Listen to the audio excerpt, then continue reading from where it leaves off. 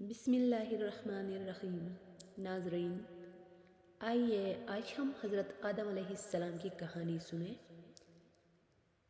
انسان کی ابتدا کی وہ سنہری داستان جو زمین پر زندگی کے آغاز سے پہلے جنت میں شروع ہوئی تھی۔ آئیے دل سے سنیں اور روح سے سمجھیں۔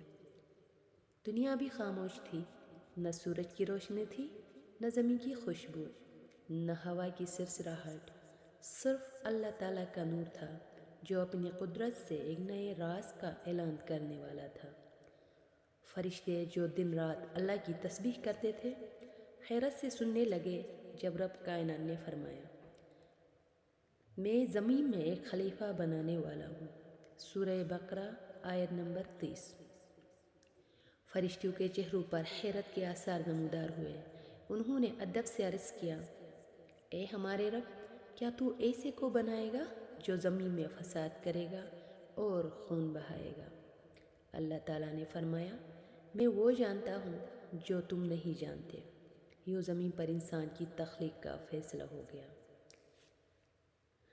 پھر اللہ تعالیٰ نے زمین کے مختلف حصوں سے مٹی لی، سرخ، سفید، سیاہ، نرم اور سخت، تاکہ آنے والی نسلوں کے رنگ، مزاج اور طبیعتوں میں تنوع پیدا ہو۔ اس مٹی سے اللہ نے ایک جسم بنایا جو خاموش پڑا تھا، جیسے مٹی کا مجسمہ۔ وقت گزرتا گیا، وہ مٹی نرم سے سخت، پھر خشک ہو گئی۔ پھر اللہ تعالیٰ نے فرمایا، میں اس میں اپنی روح پھونکوں گا۔ اور جب اللہ نے روح پھونکی تو وہ جسم حرکت کرنے لگا، آنکھیں کھلی، دل نے دھڑکنا شروع کیا اور لبوں سے پہلا کلمہ نکلا، الحمدللہ رب العالمین۔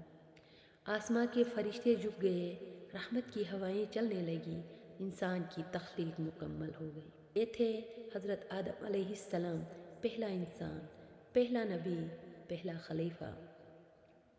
اللہ تعالیٰ نے فرمایا، اے فرشتوں، آدم کو سجدہ کرو۔ سب فرشتے سجدے میں گر گئے، ایک نے بھی انکار نہ کیا سوائے ابلیس کے۔ ابلیس جو جن تھا مگر عبادت میں فرشتوں کے برابر ہو گیا تھا، تکبر سے بولا، میں اس سے بہتر ہوں، میں آگ سے بنا ہوں اور وہ مٹی سے۔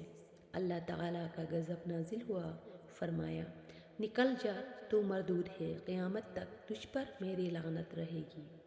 ابلیس نے کہا، اے رب، مجھے قیامت کے دن تک مہلت دے۔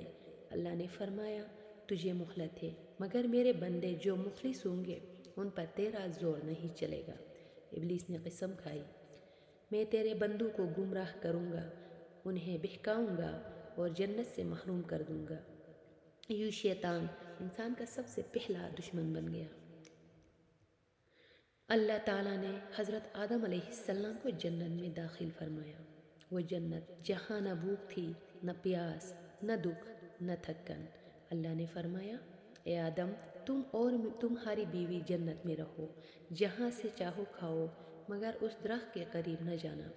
پھر اللہ نے حضرت آدم علیہ السلام کے دل کو سکون دینے کے لیے ان کی پسلی سے ایک عورت پیدا فرمائی۔ وہ تھی حضرت حوا علیہ السلام۔ دونوں جنت میں شادمانی سے رہنے لگے، ہر طرف نعمتیں، خوشبوئیں، روشنی اور سکون تھا۔ لیکن ابلیس چین سے نہیں بیٹھا، وہ جنت کے دروازوں پر گھومتا رہتا، موقع تلاش کرتا کہ کیسے آدم علیہ السلام اور حوا علیہ السلام کو بہکائے۔ ایک دن اس نے دل میں وسوسہ ڈالا، اے آدم، کیا میں تمہیں ہمیشہ کی زندگی کا درخت نہ بتاؤں؟ اگر تم اس کا پھل کھا لو گے تو کبھی نہ مرو گے، ہمیشہ جنت میں رہو گے۔ آدم علیہ السلام نے انکار کیا، مگر شیطان نے بار بار آ کر قسم کھائی، میں تمہارا خیر خواہ ہوں۔ آخر کار وہ لمحہ آ گیا، حوا علیہ السلام نے درخت کا پھل دیکھا، شیطان کے میٹھے الفاظوں میں آ گئی اور دونوں نے وہ پھل کھا لیا۔ جیسے ہی کھایا، جنت کا لباس اتر گیا، شرم نے ان کے دلوں کو ڈانپ لیا۔ وہ جنت کے پتوں سے جسم چھپانے لگے اور ندامت سے سر جھکا لیے۔ اللہ تعالیٰ کی آواز آئی، کیا میں نے تمہیں اس درخت سے روکا نہ تھا اور نہیں کہا تھا کہ شیطان تمہارا کھلا دشمن ہے؟ اللہ تعالیٰ نے فرمایا، اب تم سب زمین پر اتر جاؤ، ایک دوسرے کے دشمن بن کر، وہاں تمہیں زندگی بسر کرنی ہے، وہیں مرنا ہے اور وہیں سے تمہیں اٹھایا جائے گا۔ یوں آدم علیہ السلام اور حوا علیہ السلام زمین پر اتار دیے گئے۔ روایات کے مطابق حضرت آدم علیہ السلام ہندوستان سرندیپ میں نازل ہوئے۔ حضرت آدم علیہ السلام سالوں کی توبہ اور گریہوزاری کے بعد دونوں عرفات کے میدان میں ملے، اسی لیے اس کا نام عرفات رکھا گیا۔ آدم علیہ السلام اور حوا علیہ السلام نے زمین پر آنسو بہاتے ہوئے کہا، ربنا ظلمنا انفسنا وإن لم تغفر لنا وترحمنا لنکونن من الخاسرین۔ سورۃ الاعراف آیت نمبر 23۔ اللہ تعالیٰ نے ان کی توبہ قبول کر لی۔ یوں انسانیت کی پہلی لغزش معافی میں بدل گئی اور توبہ کا دروازہ قیامت تک کھول دیا گیا۔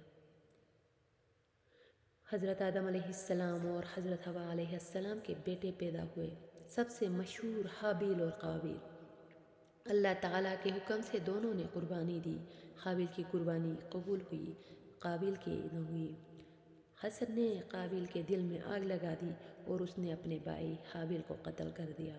یہ زمین پر پہلا قتل تھا۔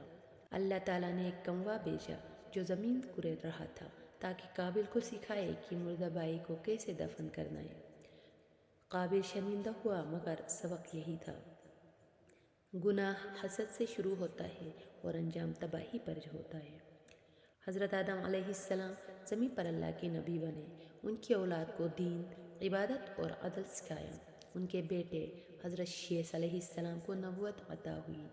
روایات کے مطابق حضرت آدم علیہ السلام 930 سال زندہ رہے۔ جب وفات کا وقت آیا تو زمین نے خاموشی اختیار کر لی۔ فرشتے نازل ہوئے، ان کے لیے جنت کا کفن لائے۔ حضرت آدم علیہ السلام نے اپنی اولاد سے فرمایا، میرے بچوں، ہمیشہ اللہ کی عبادت کرنا، شیطان سے بچنا اور زمین پر انصاف قائم رکھنا۔ یوں انسانیت کے باپ نے اپنی آنکھیں بند کی، لیکن ان کی روح نے انسانوں کے دلوں میں علم، ایمان اور توبہ کا پیغام ہمیشہ کے لیے چھوڑ دیا۔ حضرت آدم علیہ السلام کی کہانی ہمیں یہ سکھاتی ہے کہ غرور تباہی ہے۔ ابلیس کی طرح انسان خطا کرتا ہے مگر توبہ سے پاک ہو جاتا ہے۔ دنیا آزمائش کی جگہ ہے، جنت واپس پانے کے لیے عمل کرنا ہوگا۔ شیطان دشمن ہے جو ہمیشہ ہمیں گناہ کی راہ پر لانا چاہتا ہے۔ اللہ غفور رحیم ہے جو اپنے بندوں کی توبہ فوراً قبول فرما لیتا ہے۔ یہ تھی حضرت آدم علیہ السلام کی وہ عظیم داستان جس میں زندگی کا پہلا سبق چھپا ہے۔